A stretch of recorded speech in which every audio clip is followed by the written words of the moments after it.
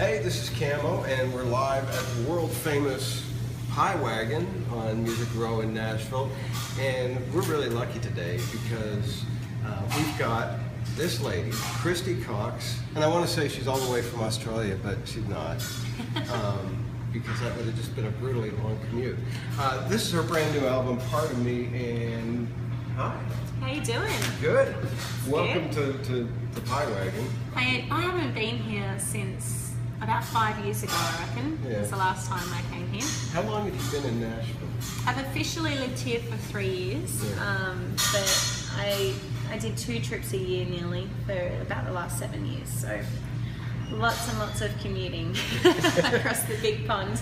Now, where exactly are you from in Australia? I'm from Adelaide in South Australia.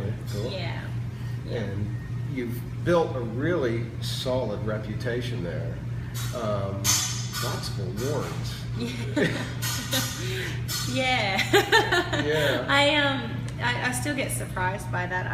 I really play music for me and because it makes me happy, and the awards are great because it just, you know, it shows me that people are enjoying my music as much as I'm enjoying making it, and that's pretty much the reason I do it. I just want to make people happy. So. You've won the Toyota Star Maker. No, I was a grand finalist. Yeah. Okay, sorry. Yeah. That's still pretty cool. It is, it is. I was actually in the year Sam McClymont one, so you can't complain with that. She's incredible. Now, one of the cool things, you were the very first winner of the Bluegrass. The Bluegrass Recording of the Year, at the Golden Guitars. Golden Guitars. Now that's cool.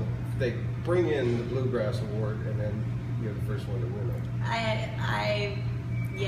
It sits next to my bed, and I look at it every morning. And I guess as a Australian country music artist, that's our CMAs. Yeah.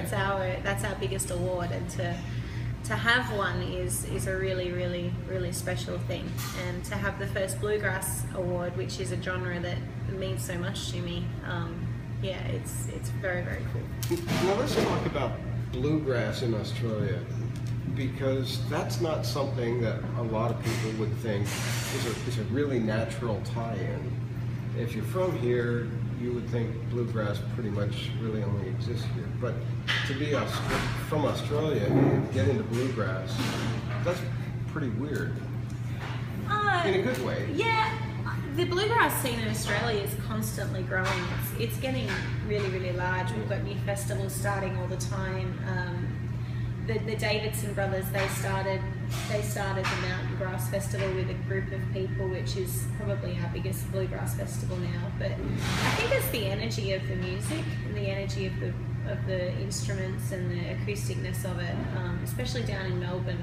The bluegrass scene is getting very, very large, and we're finding new bands and new pickers all the time, which is really exciting, and it's really great for the industry. So cool. Now when you were starting, you toured Australia a lot, and that's not easy.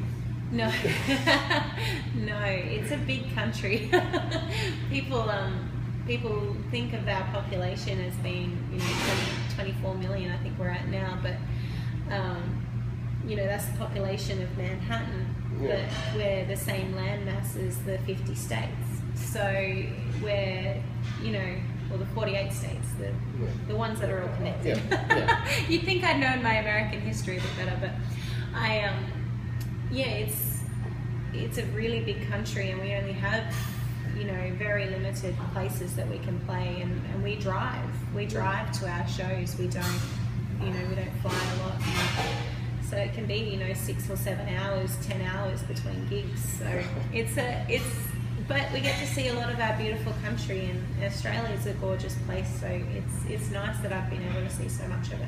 Our affiliates in Tamworth keep bugging us to come down. You need to. So yeah, I think definitely. We'll probably do it. But we're all over the place here in Sydney and Melbourne and Brisbane and Tamworth and Toowoomba. We're big in Toowoomba. Toowoomba's a good place. It's warm up there. Yeah. Tropical weather. Tell me about the record. I was at your record release party at the Station Inn a while back, and I'd never heard of you, and So it really just came not knowing what to expect, and I was blown away. You did a great show. Thank you. It was a killer stage show, and the music is excellent.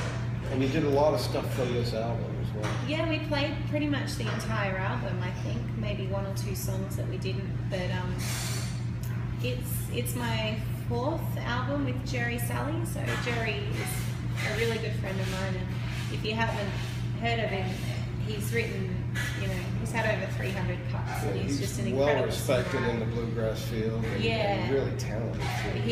He's amazing, and I'm really, really blessed to be able to work with him and call him my friend. And when we sat down to record this album, I said to Jerry, I said, I really want to do a true bluegrass album this time. My last few albums, because I fit into the country scene in Australia, but then I'm trying to do the bluegrass scene here, I've kind of had a little bit of almost a mix. It's always been acoustic, but there's been definitely some more songs that are a bit more country flavoured, and this album I wanted to just do bluegrass, and I think we definitely achieved that. I think part of me, the title track of the album is probably the most country on the album, but the title of the album, part of me, really, it's the truth. This album has songs that show all of the genres and styles of bluegrass and country that I love. So it's my favourite album so far, definitely. That's my favourite.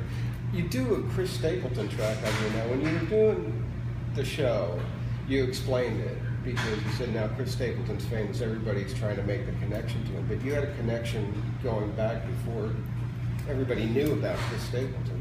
Yeah, before he became an overnight success, which he's not. Yeah. I love it how people say overnight success when they've been living and working in this town for 20 years. But I've been a Chris Stapleton fan since the Still Drivers days, and I've recorded a bunch of his songs. Could Have Fooled Me, which was on my first album, is a Chris Stapleton song. And, I went and saw him play at CMA Fest 5 years ago when he was literally playing to me and about 3 other people. So I love Chris Stapleton, and I love his songwriting and his voice, and he's just a really humble, nice guy. And I've met him a couple of times, and Daddy Doesn't Pray Anymore that I recorded, I actually know that song from when it was recorded by a different bluegrass band. Wow. And I've always loved it, and it was in the pipeline to be recorded anyway, and then Chris did it, and I said to my husband, and my husband goes, I think you should record Daddy Doesn't Pray Anymore, and I said, I can't do it justice after Chris has done it. There's no way, I'm not touching it. And Jerry's like, let's just give it a go and we'll see how it comes out, and if we don't like it, we won't keep it. If we do, we'll keep it, and we'll roll with it. And we recorded it, and it's probably my favourite track on the album. You really, I don't think it's a matter of doing justice to it. You bring a different view to it. It's you can't compare Chris's and yours. They're different. They are, yeah. You do a really killer version of it. Oh, thank you. Thank you very much. You've also got one of my favorite cuts on here. That's Where the Faith Comes In.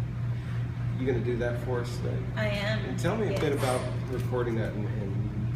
Well, I recorded that song on Breaking New Ground, so my first album in 2007. And when I released that album, I was jumping from pop country, which I thought I had to do because that's what everybody did back home. Everyone did pop country, and even though I grew up listening to Flatt and Scruggs and Emmylou Harris and Loretta Lynn, I thought that I needed to sing pop country if I wanted a career. And I decided, I actually met Emmylou Harris, and she said something to me which really struck a chord and said, Kristy, you need to play music for you. If you're not enjoying the music that you're making, then you'll never be happy.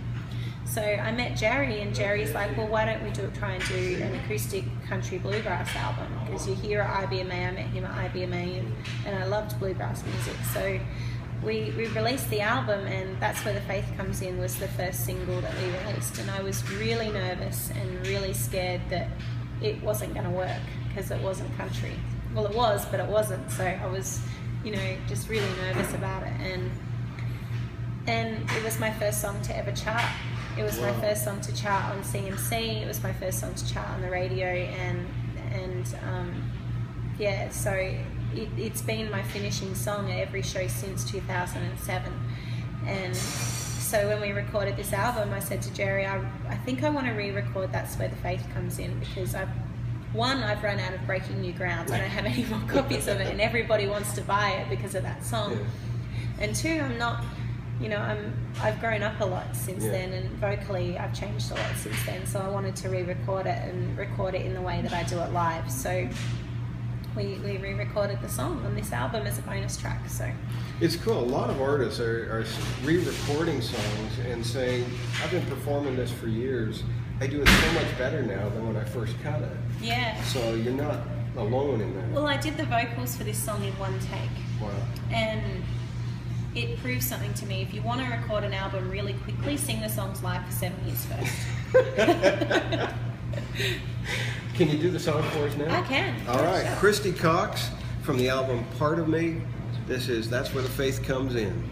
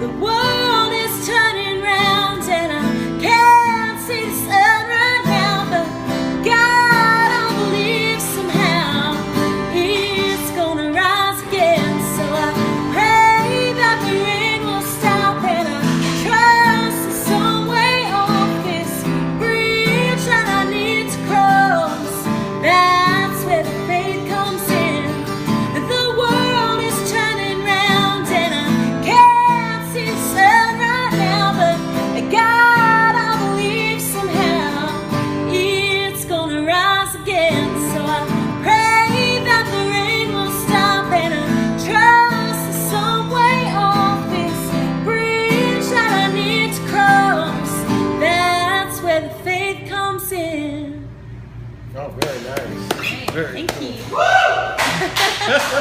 And the audience goes wild. Oh, thanks, mate. Sarah Nesty says hello and good morning and so beautiful. Who? Sarah Nesty. Thanks, Sarah. And also Susan Giacona, sorry. Something like that. So good morning. Good morning. Good morning. What's the biggest difference between developing a career in Australia and developing one here? You know, it's actually quite similar. Right. It's just a lot bigger here. There's more fish in the pond, and it's a bigger pond, basically. But industry-wise, I mean, I think Australia is definitely, you know, it's very similar to Nashville in the industry-wise. You know, you need to know the right people, and you need to really just keep working at it and just love what you do and hope that other people love it as well. And just keep going out there and just keep slogging away. Yeah. What brought you to Nashville in the first place? I signed a record deal here in America. Yeah, with Pisgah Ridge Mountain Home, which you know, to have that support network was huge, and really I knew that if I wanted a career in bluegrass, I needed to be here in Nashville. But that being said, I love Australia and I miss home, and I try to go home for at least 4 months of the year. I'm going home for 4 months this year, touring with Jerry. Yeah, so, you've got a good tour. Oh, huge. Yeah, Yeah, tell us lots about of the days. tour so people that are watching there can know about it. Yeah, we're going, we're starting in Victoria, so we're doing 5 dates in Victoria, and then we're going up the coast. We'll be in Canberra, we'll be around Sydney, we're doing the Dorogo Bluegrass Festival, we'll be in the Gold Coast. We've got 25 dates in 5 weeks. So Jerry said to me he wanted to be busy. We're going to be busy. Now, when you were doing your live show, you were talking about your fiddle player and how you took her to Australia and taught her how to drink. Yep. Are you going to teach Jerry? Oh, he already knows. He taught me.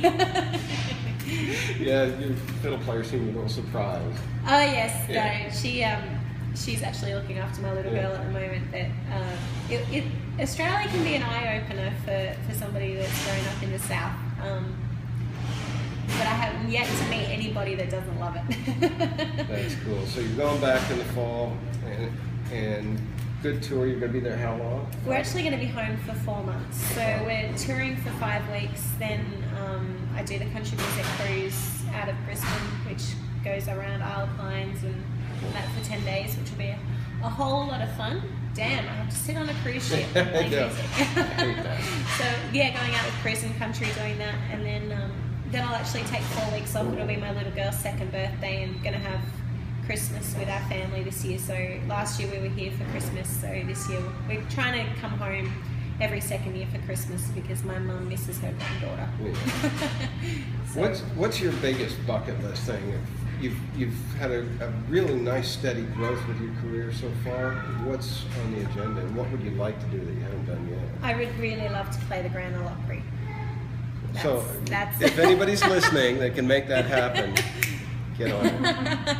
I would love to play the Grand Ole Opry. I think that's on the bucket list for every country bluegrass singer. But I've played on the Ryman, and to me that's the home of country music. That's where it all started. But I would love to play the Grand Ole Opry. So we'll see if maybe your dreams come true. You never know. Well, I think yours are coming true pretty quick. Yeah, I'm very lucky, very blessed. Thank you for being with us. Thanks, Camo. At the Thanks for having luxurious me. Pie Wagon. Yeah, come down if you're in Nashville. Make sure you get to the Pie Wagon. It's iconic. The Yep. food is great. And there's free parking. You don't get that anywhere else in No, Nashville. you really don't. Really don't get free parking. Kristy Cox, check this album out. I tell you, if you even walk that country bluegrass line, you're going to love this. This is a really good record. We'll talk to you again. Thanks for watching. Bye.